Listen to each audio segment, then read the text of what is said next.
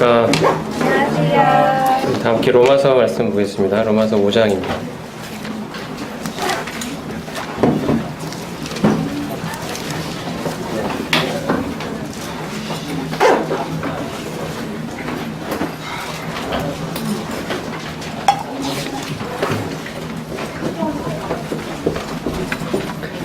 오늘은 로마서 5장 12절부터 21절 말씀까지 살펴보겠습니다. 5장 12절 말씀을 같이 한번 읽어보겠습니다. 준비되셨죠? 5장 12절입니다. 시작. 그러므로 한 사람으로 말미암아 죄가 세상에 들어오고 죄로 말미암아 사망이 들어왔나니 이와 같이 모든 사람이 죄를 지었으므로 사망이 모든 사람에게 이르렀느니라. 오늘 지난번에 5장 1절부터 11절 말씀을 살펴봤었는데요. 오늘은 5장 12절에서 21절 말씀을 통해서 이제 6장부터 이제 본격적으로 성화에 관한 말씀이 시작이 되는데요. 오늘 살펴볼 5장 12절부터 21절 말씀은 그에 대한 기초를 놓는 부분입니다. 로마서를 크게 저희가 한번 오늘 말씀을 보기 전에 큰 흐름을 한번 먼저 짚어보고 지나가도록 하겠습니다.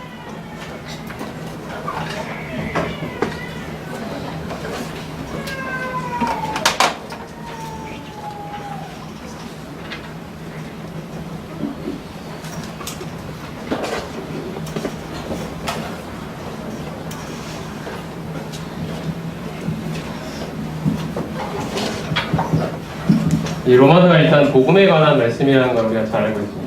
복음이 다루고 있는 것이 죄로부터의 구원을 다루고 있죠.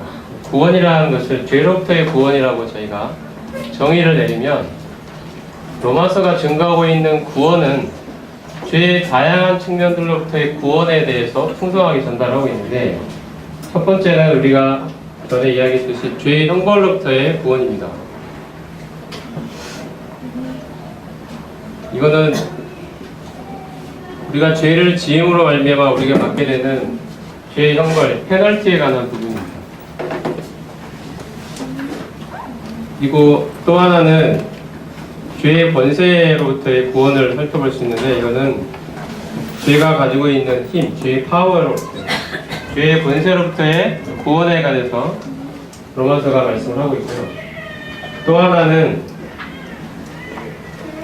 죄의 존재 그 자체로부터의 구원입니다.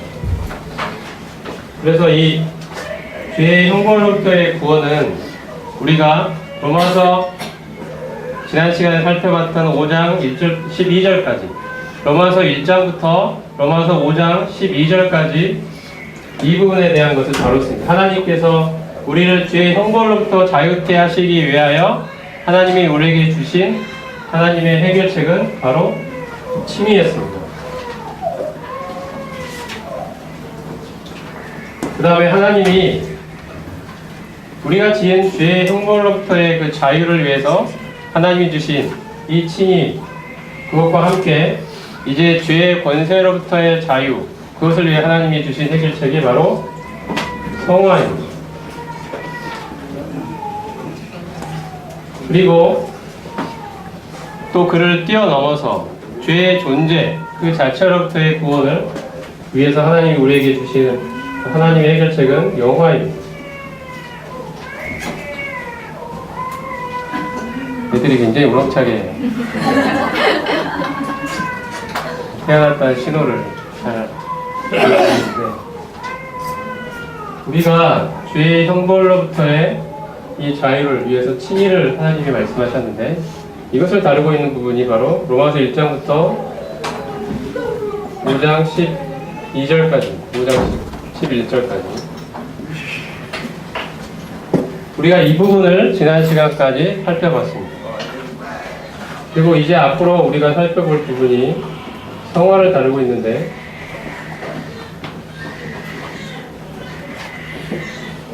(5장 12절부터 8장 초반까지) 성화에 관한 부분이 이제부터 오늘부터 시작이 될 것입니다.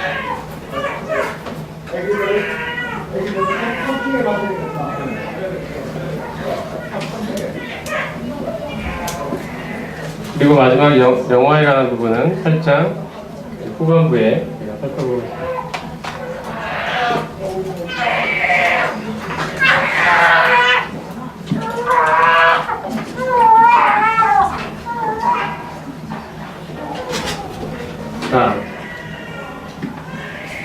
집중을 해주십시오.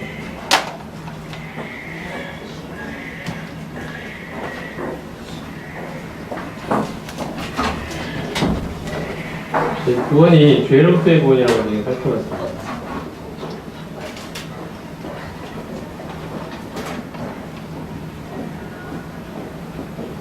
이 세 가지 측면을 말씀드렸고요.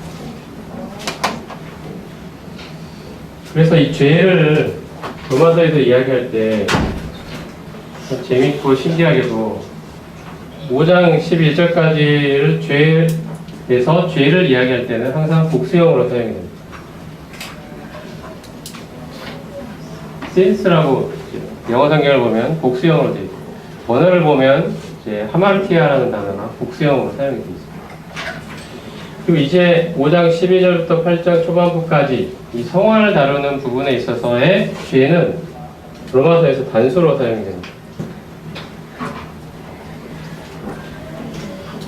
단수형으로 되어 있고 단 한 번의 예외가 있습니다. 한 번의 예외가 있고 거의 대부분이 다 단수로 사용이 되고요. 그 다음에 더 재미있는 것은 그냥 단수가 아니라 앞에 정관사가 붙어 있다는 거죠.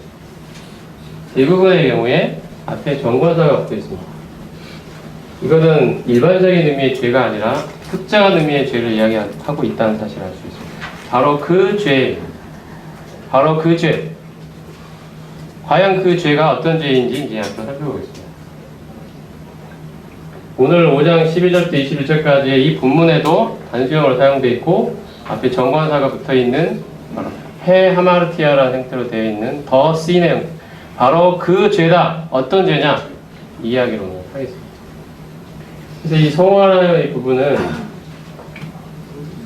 죄의 권세로부터의 구원을 하나님이 말씀하고 있는 부분이고, 여기에 대해서 하나님이 보여주시는 그 해결책, 그 원리는 그리스도와 연합을 통한 죄의 권세로부터의 해방에 관한 이 진리가 5장 12절부터 이 8장 초반부까지 아주 자세하게 전개되어 있습니다.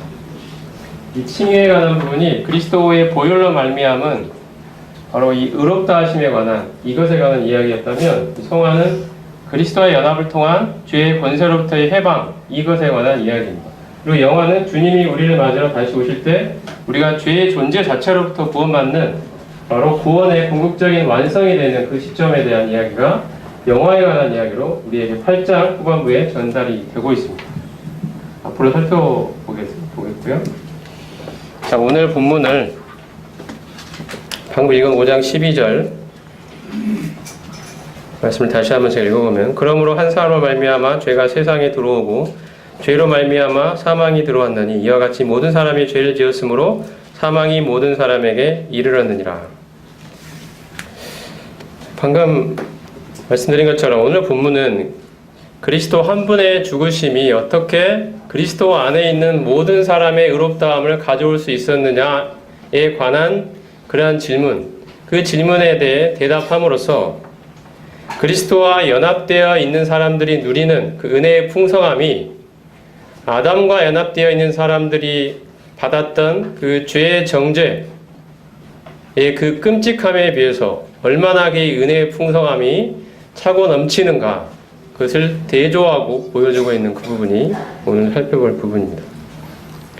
어떻게 그리스도 한 분의 그 순종하심이 그리스도 안에 있는 모든 사람의 의롭다함을 가져올 수 있었느냐, 여기에 관한 질문, 그 질문에 대한 대답이 오늘 말씀에 주어져 있습니다. 우리는 어떻게 보면 당연시하게 생각합니다만 그리스도 한 분이 죽으셔서 모든 사람이 의롭다함을 받았다, 나를 포함해서. 근데 여기에 대해서 하나님이 어떻게 그 일을 이루셨느냐에 관한 그러한 본문이 오늘 본문이 되겠습니다.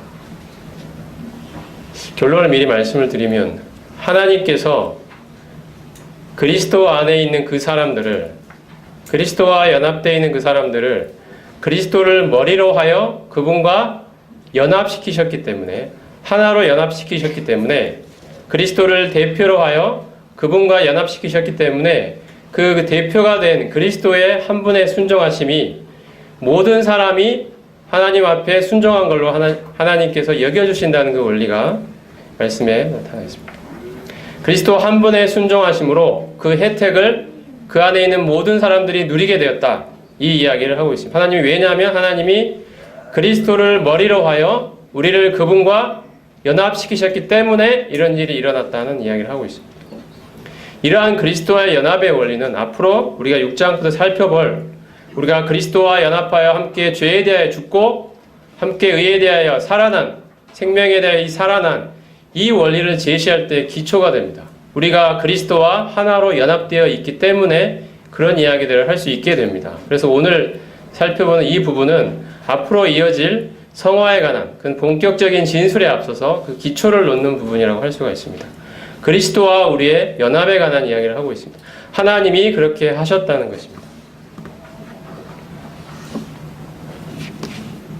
우리가 고린도전서 15장 20절을 보면 아담 안에서 모든 사람이 죽은 것과 같이 그리스도 안에서 모든 사람이 삶을 얻으리라, 생명을 얻으리라 하고 말씀하고 있습니다. 하나님 앞에서 우리의 위치는 우리가 누구 안에 있느냐에 달려 있습니다. 하나님 앞에서 우리의 위치는 내가 그리스도 안에 있느냐 혹은 아담 안에 있느냐에 따라서 달라져 있습니다. 전혀 다른 결과를 낳습니다. 우리가 전에 그리스도를 믿기 전에 아담 안에 있었습니다. 아담 안에 있을 때는 아담이 저질렀던 하나님 앞에 저질렀던 그 죄의 결과가 모든 사람에게 아담의 후손인 모든 사람에게 미쳤습니다. 그래서 우리도 아담의 후손으로서 하나님 앞에 정죄를 받을 수밖에 없었습니다. 아담 안에 있을 때 하나님 앞에 우리의 위치는 바로 정죄요, 심판이요, 저주였습니다. 그런데 하나님께서 아담 안에 있던 우리를 그리스도 안으로 옮기셨을 때 우리가 그리스도와 연합되어 하나님 앞에 누리는 하나님 앞에서의 위치는 바로 생명이요, 하나님 앞에서 의롭다 하시며 하나님과의 화평이었습니다. 우리가 그리스도 안에 있을 때는 하나님이 그리스도 안에서 우리를 보아주시기 때문에 그리스도께서 가지신 그 완전한 의와 그리스도의 완전한 거룩이 바로 우리의 것이 됩니다.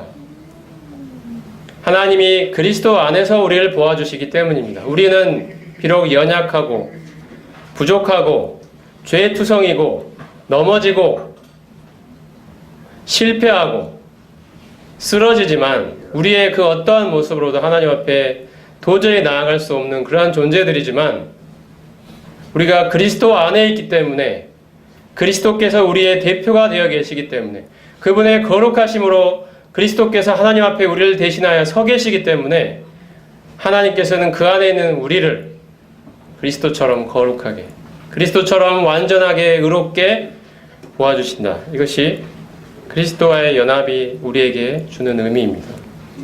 오늘 본문은 인류의 두 머리가 되는 아담과 예수 그리스도를 제시합니다. 그리고 그 각 두 머리가 하는 행동이 제시가 되고 있습니다. 아담의 한 범죄, 예수 그리스도의 한 의로운 행동, 그리고 그 한 범죄와 한 의로운 행동으로 말미암은 그 결과가 제시되어 있습니다. 그것은 정죄와 칭의입니다. 그리고 사망과 생명입니다. 이것이 대조되어 있습니다. 그리고 아담으로 말미암은 죄가 사망을 통해 왕노릇하는 이것과 예수 그리스도 한 분의 의로운 행위로 말미암아 은혜가 의를 통해 왕노릇하는 이 두 가지 상반되는 원리가 또한 대조적으로 제시되어 있습니다. 오늘 읽은 방금 12절 말씀을 보면 그러므로 한 사람으로 말미암아 죄가 세상에 들어왔다고 말씀합니다. 여기서 말하는 죄가 바로 그 더 신입니다. 바로 그 죄입니다. 한 사람 아담이 죄를 지은 결과 모든 사람의 계좌에 하나님이 보시는 우리들의 영적인 계좌가 있습니다. 그 영적인 계좌에 죄가 들어오게 된 것은 아담이 인류의 대표이자 머리가 되었기 때문입니다.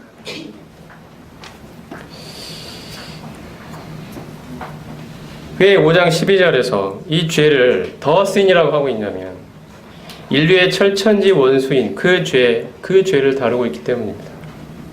우리를 하나님과 원수로 만들고 그분의 진노 아래 가두어 두었던 바로 그 끔찍한 그 죄라는 녀석이 이제 아담을 통로로 하여 이 세상에 들어왔다는 것입니다. 우리는 전에 아담이 죄를 짓기 전에도 죄라는 것이 있었다는 사실을 알고 있습니다. 그것은 바로 사탄이 하나님이 영화롭게 창조하셨던 피조물 그 천사 중에 하나님이 참으로 영화롭게 만들었던 그 루시퍼가 하나님께 대적하고 하나님의 자리를 넘보고 하나님의 자리를 강탈하려고 그 자리를 차지하려고 하나님 앞에 반역을 저질렀을 때 바로 그것이 죄가 되었습니다. 죄의 본질은 내가 주인이 하나님이 주인이 아니라 바로 내가 주인이 되어 있는 바로 그 모습입니다. 하나님을 왕의 자리에서 끌어내리고 내가 그 자리에 올라서겠다. 내가 내 인생의 주체가 되겠다. 내가 선악 판단의 주체가 되겠다. 내가 내 인생을 나의 뜻과 나의 생각대로 경영해 가겠다. 하나님이 주인이 아니고 내가 내 인생의 주인이며 나는 하나님 아래에 있지 않을 것이며 하나님의 권위 아래 굴복하지 않겠다. 나는 독립의 길을 가겠다. 이것이 바로 죄의 본질입니다.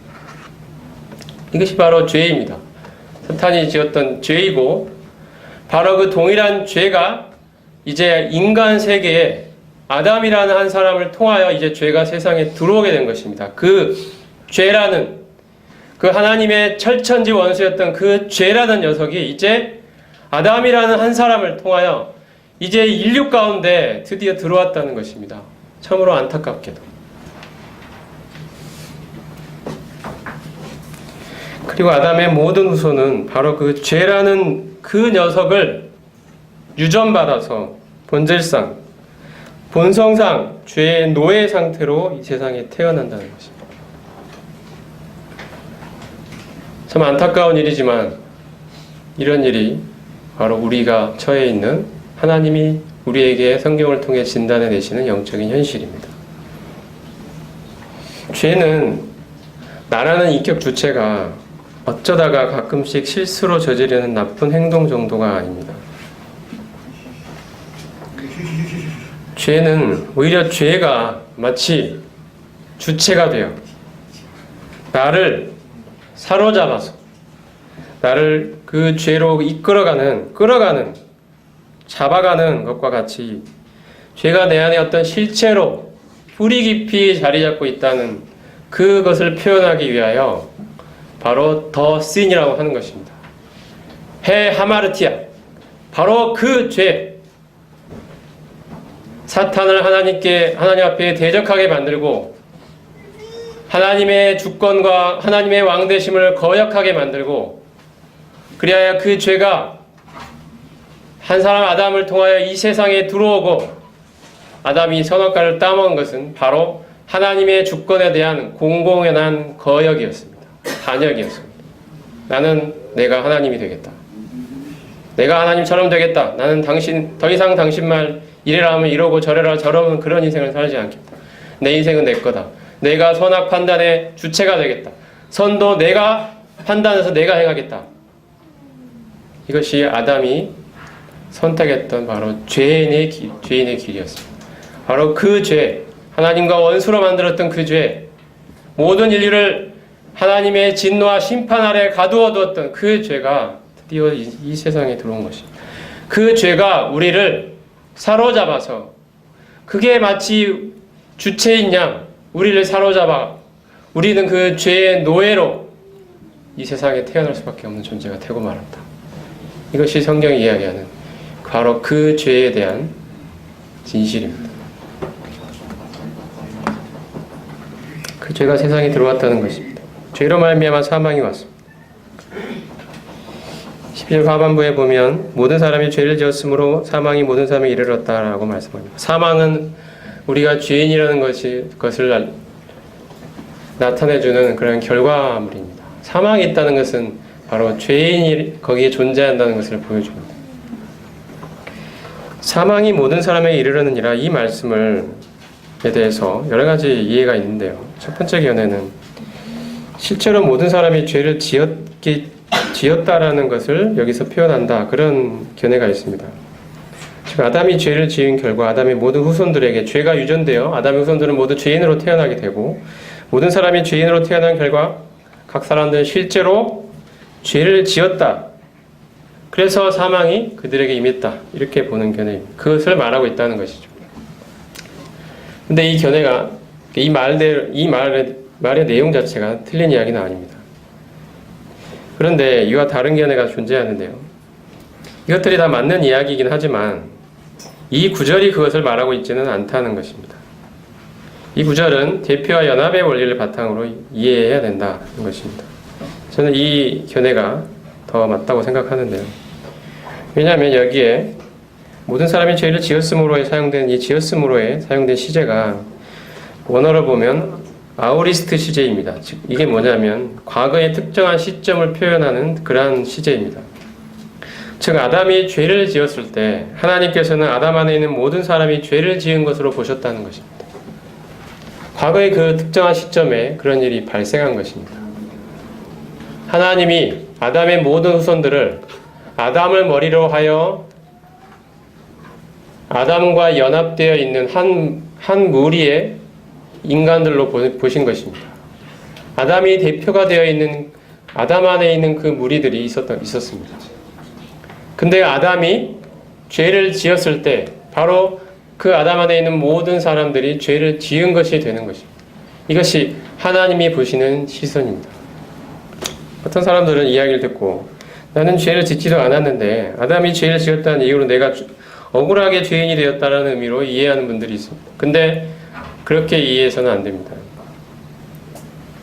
나는 죄를 짓지 않았는데 아담이 죄를 지어서 나는 억울하게 죄인이 됐다. 그것을 말하는 것이 아닙니다. 이 세상에 죄인이 아닌 사람은 없습니다. 모든 사람이 다 죄를 짓습니다. 억울하게 죄인이 된 사람은 없습니다. 죄인 취급을 받는 사람은 없습니다. 다 자기가 죄를 지었기 때문에 죄인 취급을 받는 것입니다.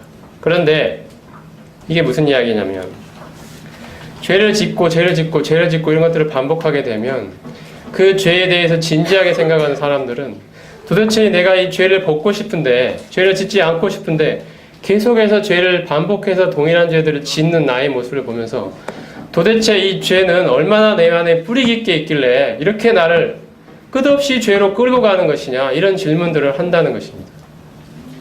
거기에 대해서 성경이 말하는 대답이 뭐냐면 바로 너가 죄 자체이기 때문이다.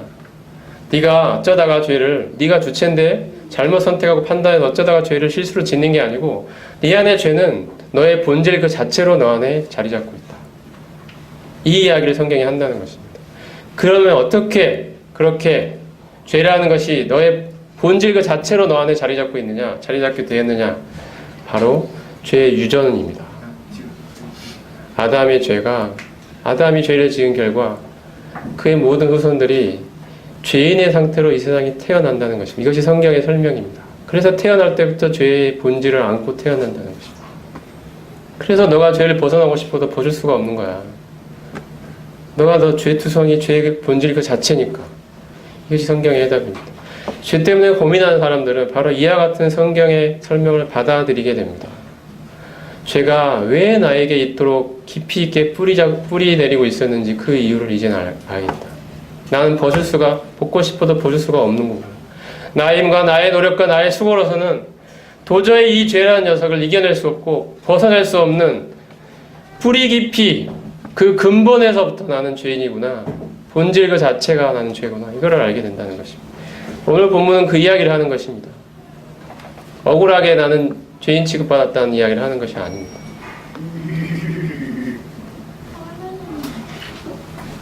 하나님께서는 이 아담을 머리로 하여 아담과 연합되어 있는 그 모든 인류들이 아담이 죄를 지었을 때 바로 죄를 지은 것으로 보십니다. 왜 이 이야기가 중요하냐면 예수 그리스도 그 한 분의 순종하심이 그분을 머리로 하여 그분과 연합되어 있는 모든 사람들의 혜택으로 귀결되도록 하기 위해서 그렇게 되었다는 하나님의 원리가 그렇다는 것입니다. 어떻게 예수 그리스도 한 분의 그 순종하심이 그분과 연합되어 있는 그분을 머리로 하여 연합되어 있는 그분 안에 있는 모든 사람들의 순종으로 될 수 있었느냐는 것입니다. 그것은 하나님이 그렇게 하셨기 때문입니다. 대표와 연합의 원리를 사용하셔서. 그리고 그 대표와 연합의 원리가 사용된 또 하나의 사례가 바로 아담이라는 것입니다. 아담 안에서 모든 사람이 죄인이 된 것처럼 그리스도 안에서 모든 사람이 의인이 된 것이다. 그 이야기를 하고 있는 것입니다. 그래서 아담을 나중에 보겠습니다만 오실 자의 표상이라, 오실 자의 모형이라고 이야기하는 것입니다.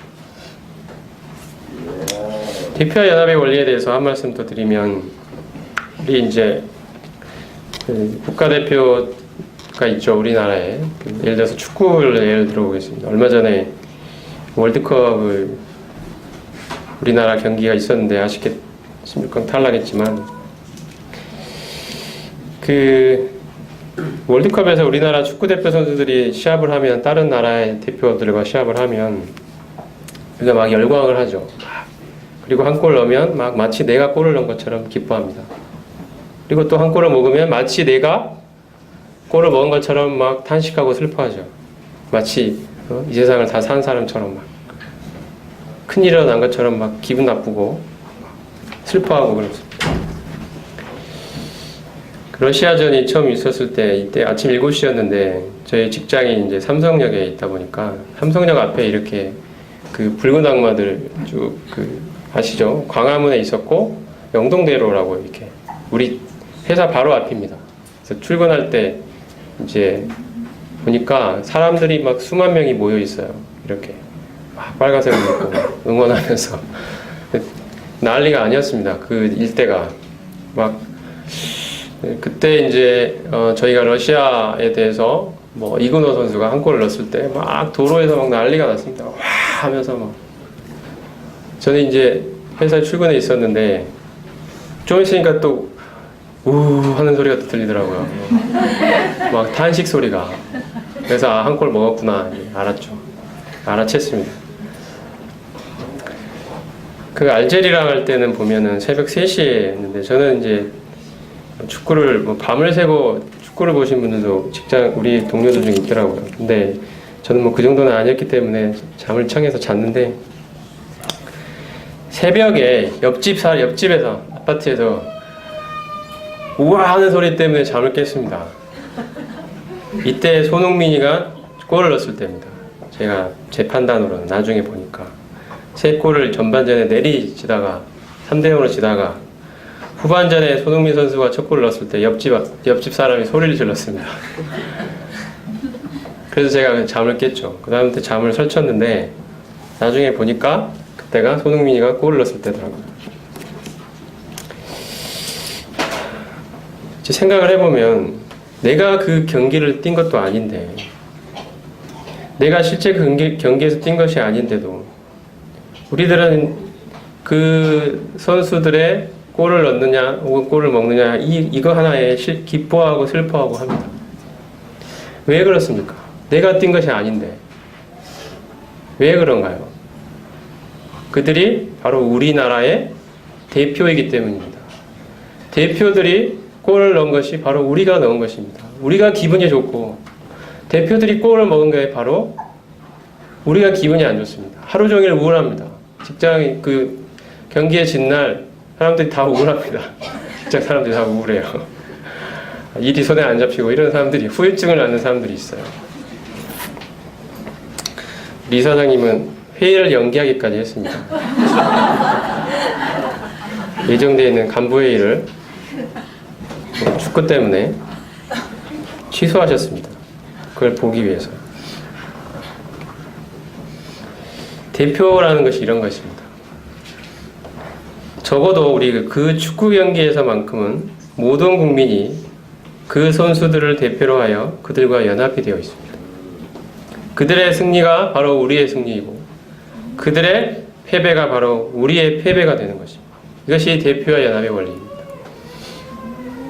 아담이 우리의 대표였을 때 그 아담이 지은 죄가 바로 우리의 죄가 되는 것입니다. 예수 그리스도께서 우리의 대표가 되셨을 때 예수 그리스도의 그분의 순종하심이, 그분의 십자가에서의 그 의로운 행동이 바로 우리의 것이 되는 것입니다. 이것이 하나님이 우리를 위해 마련하신 구원의 길입니다.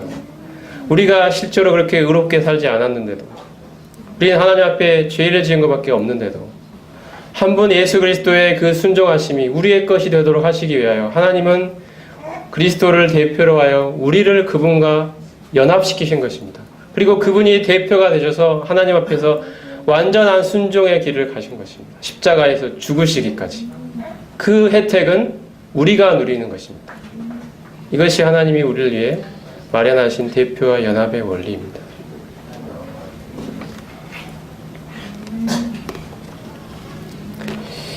13절 14절을 보겠습니다. 5장 13, 14절. 죄가 율법이 있기 전에도 세상에 있었으나 율법이 없었을 때에는 죄를 죄로 여기지 아니하였느니라.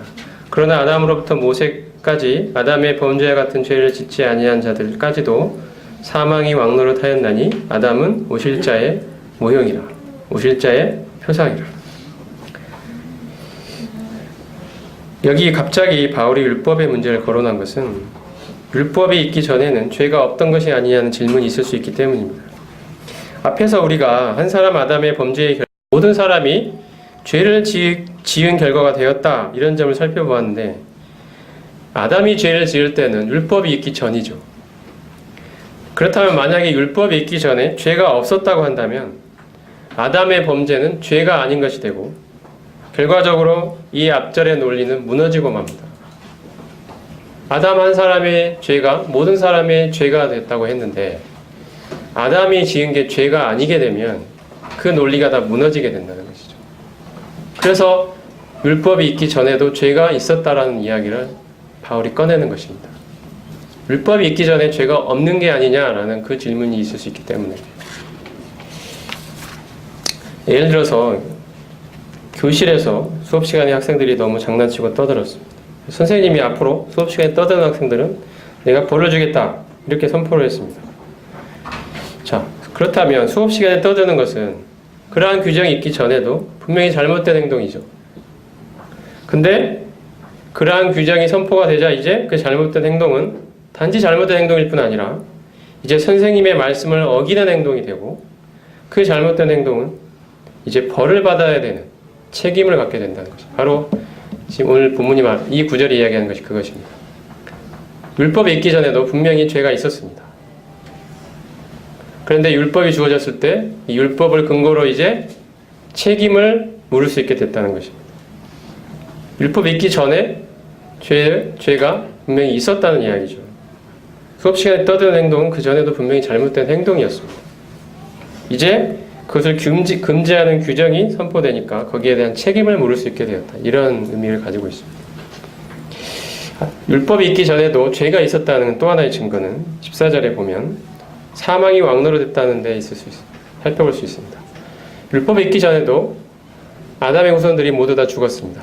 이 죽음은 죄의 결과죠.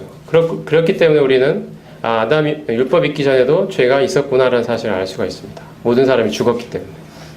죽음은 죄의 결과이기 때문에. 그래서 율법이 있기 전에도 죄가 있었구나, 이 이야기를 할 수 있습니다.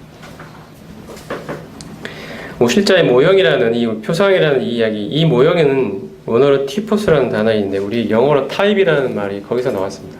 티포스. 틀에 찍어내어 원형과 똑같은 특징을 갖고 있는 모형이라는 뜻을 가지고 있습니다. 타입, 영어로 타입도 이제 모형이라는 뜻을 가지고 있죠. 앞에서 본 것처럼 어떤 의미에서 그러면 모형이냐? 앞에서 본 것처럼 아담 한 사람의 범죄의 결과가 모든 사람에게 그대로 미치게 되었던 것처럼 한 분 예수 그리스도의 순종의 결과로 그분을 믿는 모든 사람에게 그 결과가 그대로 미치게 되었다, 이런 특징이 동일하다는 것입니다. 그런 의미에서 아담이 오실 자 예수 그리스도의 모형이라는 것입니다. 대표와 연합의 원리를 보여주는 모형이라는 뜻입니다. 그래서 다른 성경에 보면 고린도전서 15장에 보면 예수님을 둘째 사람이라고 표현하고 있습니다. 첫째 사람은 아담, 둘째 사람 예수 그리스도. 이 세상에 많은 사람들이 있는데 하나님이 보실 때는 딱 두 사람이 있는 것입니다. 아담이 있고 예수 그리스도가 있습니다. 그리고 다른 사람들은 모두 다 이 아담 안에서 하나님이 보시는 것이죠. 그리고 예수 그리스도 안에서 보시는 것입니다. 하나님 앞에 그 두 인류를 대표하는 딱 두 사람이 서 있습니다. 한 사람은 아담, 한 사람은 그리스도. 그래서 아담이 죄를 범했을 때 그 아담 안에 들어있던 모든 사람들이 죄를 지은 것입니다. 예수 그리스도께서 하나님 앞에 순종하셨을 때 그 예수 그리스도 안에 있는 모든 사람들이 하나님 앞에 순종한 것이 됩니다. 예수 그리스도가 하나님 앞에서 둘째 사람이라고, 그래서 그런 의미로 표현이 되고 있는 것입니다. 아담의 모든 자손들은 아담 안에서 아담을 머리로 하여 그 사람과 연합이 되어 있고, 예수 그리스도 안에 있는 사람들은 예수 그리스도를 머리로 하여 그분과 연합되어 있습니다. 이 첫째 사람의 이 죄의 결과로 그 안에 있는 모든 사람들이 죄를 지은 것이 되고, 둘째 사람의 의의 결과로 그 안에 있는 모든 사람들이 의인이 되는 것입니다.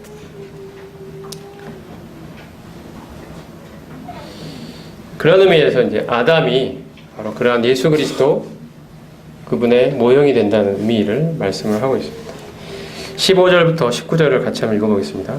15절부터 19절입니다. 시작. 그러나 이 은사는 그 범죄와 같지 아니하니 곧 한 사람의 범죄를 인하여 많은 사람이 죽었은즉 더욱 하나님의 은혜와 또한 한 사람 예수 그리스도의 은혜로 말미암은 선물은 많은 사람에게 넘쳤느니라. 또 이 선물은 범죄한 한 사람으로 말미암은 것 같지 아니하니 심판은 한 사람으로 말미암아 정죄에 이르렀으나 은사는 많은 범죄로 말미암아 의롭다 하심의 이름이니라. 한 사람의 범죄로 말미암아 사망이 그 한 사람을 통하여 왕노릇하였은즉 더욱 은혜와 의의 선물을 넘치게 받는 자들은 한 분 예수 그리스도를 통하여 생명 안에서 왕노릇하느니라. 그런즉 한 범죄로 많은 사람이 정죄에 이른 것 같이 한 의로운 행동으로 말미암아 많은 사람이 의롭다 하심을 받아 생명에 이르렀느니라. 한 사람이 순종하지 아니함으로 많은 사람이 죄인 된 것 같이 한 사람이 순종하심으로 많은 사람이 의인이 되리라. 여기 15절에 보면 더욱이라는 단어가 있습니다. 더욱 하나님의 은혜와, 이 구절에 있는 더욱이라는 표현을 통해 우리가 아담 안에서 잃어버린 것보다 예수 그리스도 안에서 얻은 것이 훨씬 더 많다는 사실을 알 수가 있습니다. 그것을 표현하기 위한 단어가 이 더욱입니다. 예수 그리스도께서는 죄를 용서하시고 깨끗게 하심으로써 아담의 범죄가 가져온 정죄와 사망에서 우리를 건져주셨을 뿐 아니라 우리를 하나님의 거룩과 영광에 이르도록 우리를 그 목표를 향한 예수 그리스도께서 우리를 이끌어가고 계십니다. 단지 아담이 지은 그 결과를 치유하고 회복하는 정도가 아니라 더욱더 적극적인 생명의 선물을 하나님이 예수 그리스도를 통하여 우리에게 주신다는 것입니다. 단지 그 정도 수준으로 보상해주는 그런 정도의 의미가 아니라 우리가 그리스도와 연합되어 그분을 머리로 한 그분의 몸이 되었을 때는 그로 인해 받게 되는 하나님께서 그리스도 안에서 우리에게 주시는 그 놀라운 하늘에 속한 신령한 모든 복들은 아담이 가져온 그 결과물을 훨씬 더 덮고도 흘러 넘친다는 의미를 여기서 더욱이 전달하고 있습니다. 사실은 오늘 우리가 살펴보는 그 본문이 우리에게 전달하고자 하는 진정한 의미가 여기에 있습니다. 아담이 망쳐놓은 그 결과물, 그걸 우리가 받게 되었을 때 우리가 얻게 된 그 손해보다도 하나님이 예수 그리스도를 통하여 우리에게 주시는 그 은혜의 풍성함은 차고도 넘친다는 것입니다. 우리가 이 은혜를 우리는 받은 자가 되었다는 말을 하고 있습니다.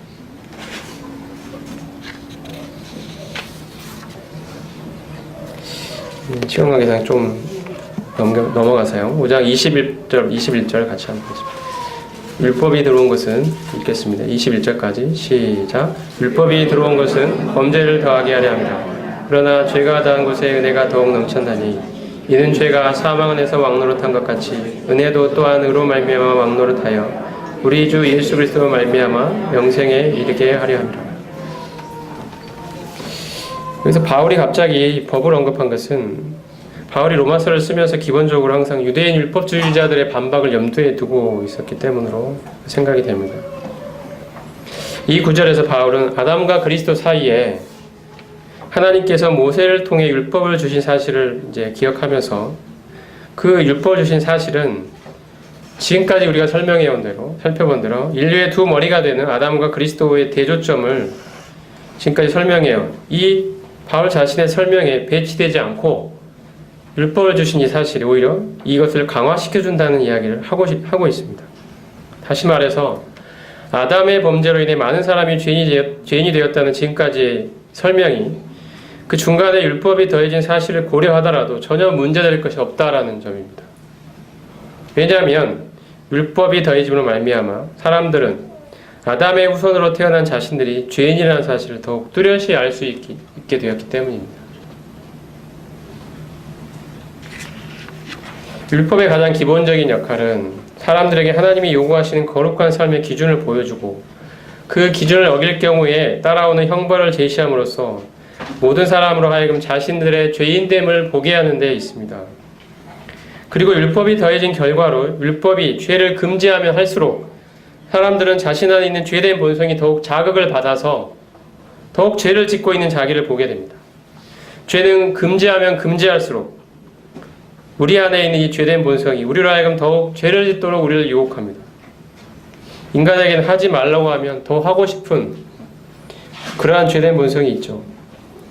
이러한 죄된 본성은 아담의 범죄로 인해 바로 아담의 범죄로 인해 아담의 모든 후손들에게 유전되어 있는 것입니다. 율법 자체는 아무런 문제가 없지만 우리 안에는 이처럼 아담으로부터 물려받은 죄의 본성이 있기 때문에 죄를 금지하는 규정이 오히려 그러한 본성을 더욱 자극하고 촉발시켜서 우리를 하여금 더욱 죄를 짓게 만듭니다. 그래서 나중에 로마서 7장을 살펴볼 때 더욱 보겠지만 죄가 기회를 타서 계명으로 말미암아 나를 속이고 그것으로 나를 죽였는지라.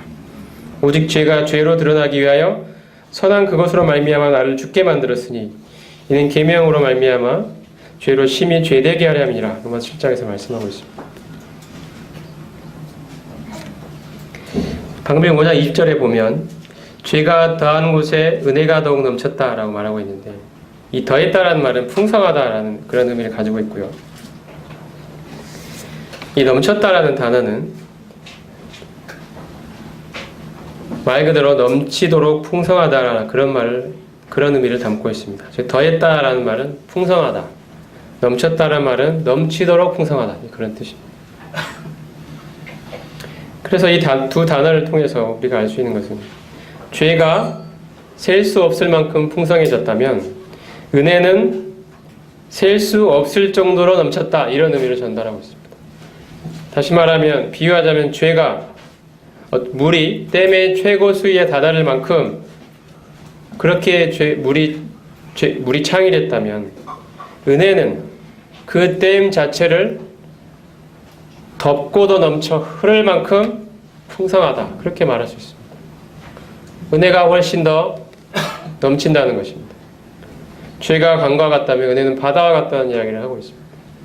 아담이 망쳐버린 그 죄의 결과로 우리가 얻게 되는 겪을 수밖에 없었던 그 하나님 앞에서의 정죄와 그 심판, 하나님의 진노, 우리 삶의 황폐한 이러한 모든 것들이 하나님이 우리에게 예수 그리스도 한 분의 순종을 통하여 우리를 그분과 연합시키심으로 말미암아 그분의 거룩과 그분의 의가 바로 우리의 것이 되고 우리가 그리스도 안에서 하나님 앞에서 누리는 우리의 위치가 갖는 그 넘치도록 풍성함이 그런 모든 죄의 결과를 훨씬 더 넘쳐 덮고도 남을 만큼 넘쳐 흐른다는 이야기를 하고 있습니다. 더욱 더 풍성한 것입니다. 더욱 넘치는 것입니다. 그리스도의 순종으로 인해 우리가 하나님께서 우리에게 주시는 은혜는 우리의 모든 죄를 다 덮고도 흘러 넘칠 만큼 풍성합니다. 우리는 우리가 지은 죄의 형벌에서 자유롭게 되었을 뿐 아니라 죄는 더 이상 그리스도와 연합된 우리의 삶의 지배권을 가지고 있지 못합니다. 우리는 장차 그리스도께서 다시 오실 때 그분과 같이 영화롭게 변화될 것입니다. 그래서 하나님이 우리에게 주신 구원은 그 은혜로 말미암은 이 구원은 죄의 모든 문제를 넘치도록 해결하고도 풍성하게 우리에게 미친다는 것입니다. 죄의 형벌의 문제, 죄의 권세의 문제, 죄의 좋은 죄에 이르기까지 하나님이 죄에 대한 모든 측면으로부터 모든 해결책을 우리에게 은혜 가운데 주시고 죄의 결과로 인한 그 문제를 상쇄할 정도 수준이 아닌 흘러 넘쳐서 그 생명의 풍성함에 이르도록 하시는 하나님의 우리를 향한 그 은혜의 풍성함이 바로 우리를 기다리고 있다는 것입니다. 그러므로 우리는 내 안에 있는 죄로 말미암아 나의 부패함과 무능력이 폭로가 될 때마다 우리는 죄의 더함으로 인해서 낭망하고 주저앉아 있을 것이 아니라 은혜의 더욱 넘침으로 인해서 십자가와 부활의 그 은혜로 오뚜기처럼 나아가야 합니다. 나의 어떠함을 볼 것이 아니라 하나님의 넘치는 은혜를 의지해야 하고 나의 수고와 열심을 바라볼 것이 아니라 하나님의 말할 수 없는 열심을 우리는 기대하고 바라보고 의지해야 합니다. 우리 인간이 바로 그 죄, 그 죄라는 녀석 때문에 겪어야 되는 그 죄의 그 파괴력으로 인해서 우리가 그 죄의 노예됨으로 말미암아 겪어야 했던 그 수치와 지옥과 그 끔찍한 그 현실을 하나님이 이제 한 번 예수 그리스도와 우리를 연합시키시로 말미암아 예수 그리스도 그분이 가지신 완전한 의와 거룩에 참여케 하시고 우리로 하여금 하나님의 거룩과 영광에 이르게 하시는 그 은혜의 놀라운 선물이 우리 안에 풍성하게 주어져 있음으로 인해서 우리는 그 사실을 의지하고 감사하면서 죄의 이 끔찍함이 우리를 끌어당길 때마다 우리는 분연히 우리가 죄에 대하여 죽었음을 선포하고 하나님의 은혜 앞으로 계속해서 나아가야 한다는 것입니다. 은혜가 우리를 지배하도록, 하나님의 은혜가 우리를 다스리시도록, 은혜가 왕노릇하는 삶으로 하나님이 우리를 불러주셨다는 사실입니다. 누가 왕노릇하냐가 중요합니다. 우리는 전에 바로 그 죄라는 녀석이, 그 죄가 우리를 왕노릇했습니다. 우리를 지배했습니다. 우리는 그 죄의 노예였습니다. 근데 이제 하나님이 그 사슬을 끊어주셨습니다. 아담 안에 있던 우리를 그리스도 안으로 옮겨주셨습니다. 이제 하나님의 은혜가 우리를 왕노릇합니다. 은혜가 우리를 지배합니다. 죄의 권세가 아니라 은혜의 권세가 우리를 지배합니다. 이 은혜의 권세가 우리를 마침내 죄의 모든 사슬로부터 다 끊어내고 하나님의 영광의 자유에 이르도록 우리를 이끌어갈 것입니다. 그 완성의 날이 우리를 기다리고 있습니다. 이것이 바로 로마서 5장이 전달하고 있는 우리의 의미입니다. 죄가 더함을 우리는 보면 볼수록 우리는 은혜의 더욱 넘침으로 달려가야 합니다. 십자가로 달려가야 합니다. 그분의 그리스도의 부활로 달려가야 합니다. 우리의 부족하고 연약하고 못나고 추하고 부패하고 더럽고 무능력한 모습을 볼 때마다 우리는 자꾸자꾸 십자가로 나아갑니다. 그 넘치는 은혜 앞으로 나아갑니다. 그리스도의 부활의 생명으로 나아갑니다. 그분이 내 안에서 역사해 주신 이 역사를 기다리는 것입니다. 나는 철저하게 없어지고 부패하고 죽어버린 자이지만 예수 그리스도 그분이 은혜로 말미암아 나를 지배하고 다스리는 이 일을 우리 안에 이루어 주셨다는 이 사실을 의지합니다. 계속해서 의지합니다. 7번 넘어질지라도 8번 일어납니다. 의인의 삶은 이와 같은 은혜를 의지하는 오뚝이라고 말씀하십니다. 아예 비참함을 볼 때 주저앉아 있을 사람들이 아닙니다. 하나님은 은혜로, 그 넘치는 은혜로, 더욱 넘치는 은혜로 우리를 불러주셨습니다. 우리는 다시 일어설 것입니다. 하나님의 은혜가 우리를 기다리고 있습니다. 그리스도와의 연합은 이처럼 풍성한 것입니다. 나의 죄를 충분히 덮고도 넘칩니다. 하나님이 우리를 그리스도 안에 두시고 그분을 머리로 하여 그분과 연합되게 하시고 이 죄, 아담의 죄로 인한 모든 문제를 상쇄하실 정도가 아닌 흘러넘치도록 우리에게 베풀어 주신 이 은혜의 생명 앞에 우리는 더욱 굴복하면서 이 은혜를 우리에게 보여주시는 그리스도 안에서 우리에게 주신 하나님을 찬양하는 길로 우리가 다 함께 걸어갈 수 있기를 원합니다. 기도하겠습니다.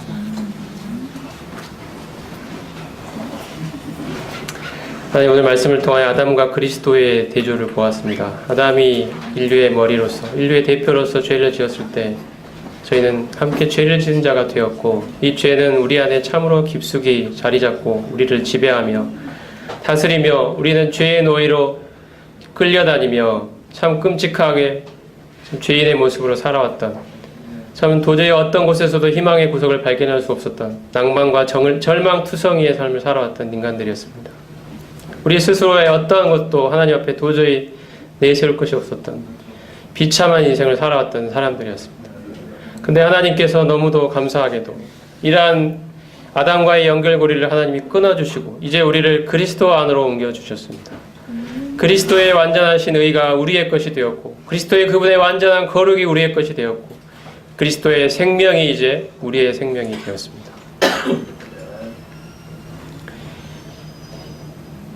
참으로 이제 우리가 그리스도 안에서 얻게 되고 누리고 있는 이 하나님의 은혜가 참으로 더욱 풍성한 것임을 인해서 감사를 드립니다.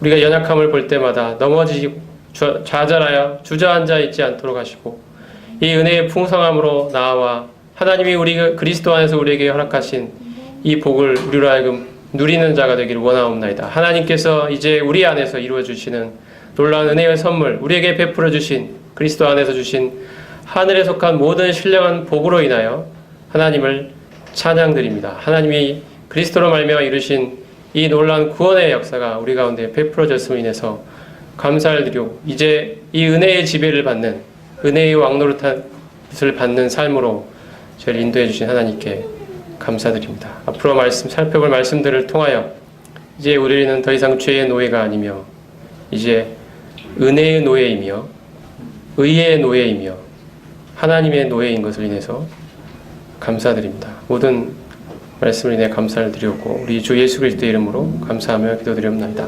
아멘.